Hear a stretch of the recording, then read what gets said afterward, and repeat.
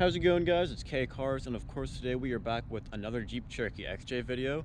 And in this video I want to show you guys and kind of walk you through the process of how I actually keep my Jeep as clean as it is. So let me give you guys a quick walk around here and kind of talk through the process, and then we're going to actually head to the car wash and kind of show you guys through my whole process.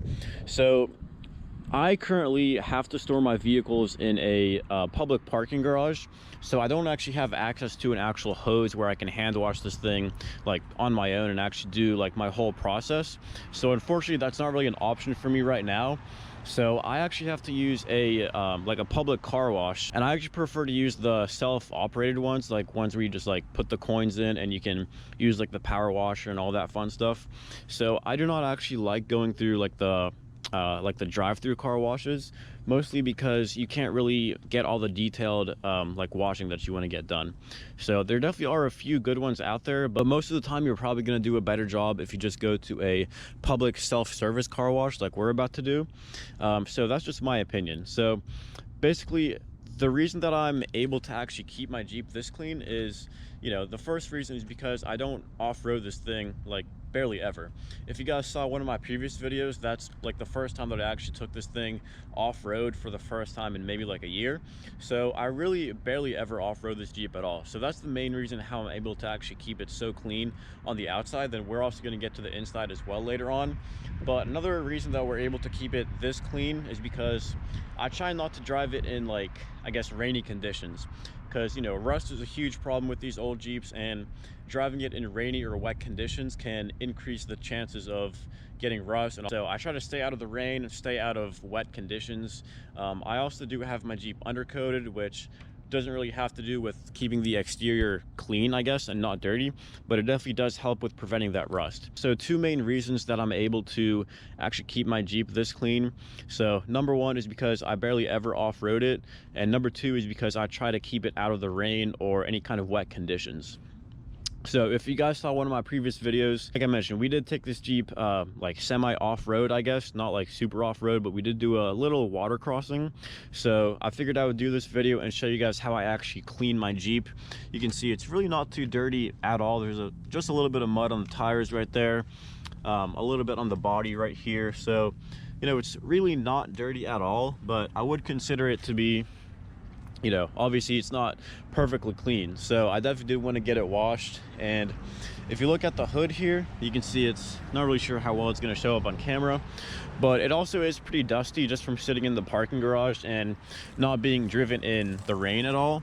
So not sure how well that's going to show up on camera at all, but it is pretty dusty right now. So that's also a reason that I wanted to get this thing washed. So if you guys are familiar with those self-service car washes where you can do everything yourself with the coins and everything, you put the coins in and select what you want to do. If you guys are familiar with those, and you know they have like, you know, 20 different special options of like different chemicals you can use, in my opinion you only need 3 of those things.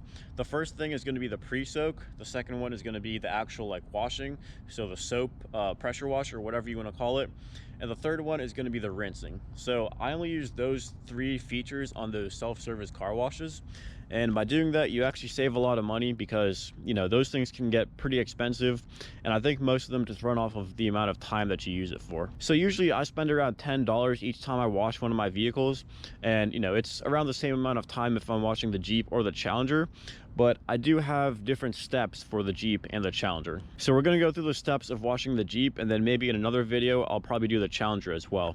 So for the Jeep, like I said, I do use the pre-soak first, just make sure I soak the whole body. I do the wheels as well, and then after that you want to use the soap feature and actually like wash the vehicle. So you want to make sure that you get, you know, obviously the whole body. You want to get the wheels pretty good as well as the tires, and then also something I like to do is get underneath the wheel wells here, so all the way underneath there. And then I also do like to spray the underside as well. As you can see right there, we do have some mud on the bottom of the rocker panels right there, so I definitely want to get that taken care of, because this spot right here is the most common spot for rust to form on these old Jeeps. So that's basically what I do. I spray the whole body, wheels, tires, wheel wells, and then the underside. And then after I do that, of course, I switch it to rinse. So that's just water to rinse off all the soap and dirt that goes along with it. So rinse off the whole vehicle, you know, rinse off all the parts that you sprayed with soap. And you know, that's basically it for how I wash my Jeep. After that, I pull it out of the bay, park it on the side somewhere, let the water kind of drip off the body. And whenever that's happening, I usually take the time to actually wipe off the door jambs, because there is always going to be water building up on your door jambs here, and it doesn't really look good if you just let that water sit here and dry. So here's a good example of what it looks like if you just let it dry. Not sure how well it's going to show up on camera here, but if you don't want to get these kind of like water spots on your door jambs, then you definitely want to make sure that you are drying up all your door jambs. So usually that's what I do while I'm waiting for all the water to drip off the body. And then once I wipe off all the door jambs, I'll go ahead and wipe down the entire body to make sure that it's all dry and make sure I'm not leaving any water spots on the paint or anywhere else on the exterior. So after I dry everything, that's whenever I move to the interior of the vehicle. So, you know, I keep this Jeep pretty clean. I can show you guys the inside here. I'll show you guys the passenger side as well. But yeah, I mean, the main reason I'm able to keep the Jeep clean on the inside is, once again, I don't really go off-roading, so like I never really bring mud inside here. You can see that's the passenger seat right there. I'll show you the back. Once again, pretty clean right there. Another reason that I'm able to keep it this clean is because I never really like have passengers with me, to be honest. So it definitely helps if you don't have like other people bringing dirt or mud inside your Jeep. So that's definitely a big reason as well. So usually after I wash and dry the exterior, I'll go ahead and quickly clean up the interior as well. So usually for my floor mat here, I'll just take this into the wash bay with me and just power wash it off with soap and then rinse it off, and that usually does the trick for the floor mat right there. Yeah, so that's basically my whole process for how I wash the Jeep. I don't use any kind of like special sealants or any kind of wax whenever I wash the Jeep. I do use those things for whenever I wash the Challenger, so I will be including that in one of my next videos. Like I said, there are a few extra steps that I take with that car just because the paint is in better condition and I definitely want to keep it in good condition. You know, this Jeep has 20-year-old paint, so it doesn't, I don't really see a reason to you know, put a bunch of wax on it or like seal it up with a bunch of different products. So that's basically all I do to wash the Jeep. It really just comes down to how like detailed you are when you're actually washing it. And here on the windshield you can see some dirt as well. So now that I told you guys my process for cleaning the Jeep and the reasons for why I'm actually able to keep it clean, let's go ahead and head to the car wash and actually wash it. If you guys look at the hood here in direct sunlight, you can kind of see that it is pretty dusty. Not really sure how easily that's coming out on camera, but yeah, you can also see like the dirt that's on the windshield right here. So we're definitely gonna have to get that taken care of today. Now I will say one downside about coming to a public car wash like this is that it does get pretty busy pretty much any time of the day, unless it's like raining or something. So you see right here, there's a bunch of cars in line. I'm literally third in line, and they have like, I think 6 wash bays right here. So it is gonna take a while for me to actually get to the bay here. Like I said, I'm third in line. Yeah, if you guys are coming to a public car wash like this, I definitely would recommend coming early in the morning. That's usually when they're not busy.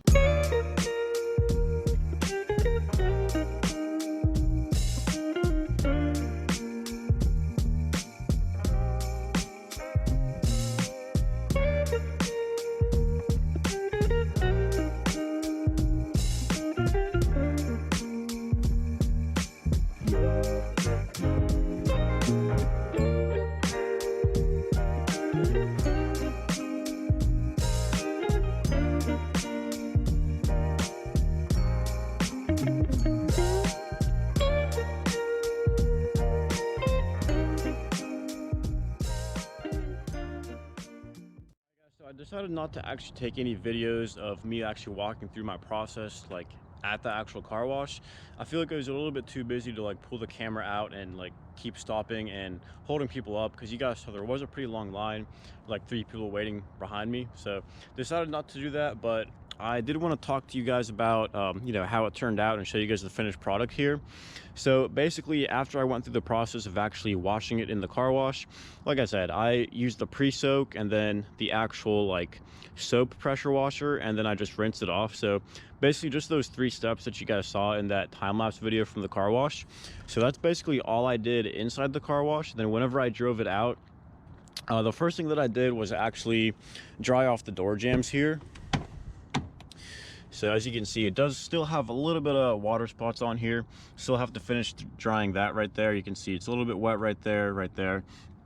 But that's the first thing that I did whenever I actually drove it out of the car wash, was wipe off the door jambs. So the door jambs, and I also did the trunk jam as well. So while I was waiting for all the water to actually drip off the body of the Jeep, that's what I was doing. And then after the door jambs, I wiped off the wheels here just to make sure there's no like mud or dirt on them. And the tires turned out all right. They're not muddy anymore, but you can see that they have been, you know, obviously driven. So they're not going to be perfect, but you know, I think they do look a lot better than before. So after wiping off the door jambs and the wheels, that's whenever I actually started wiping off the entire body of the Jeep.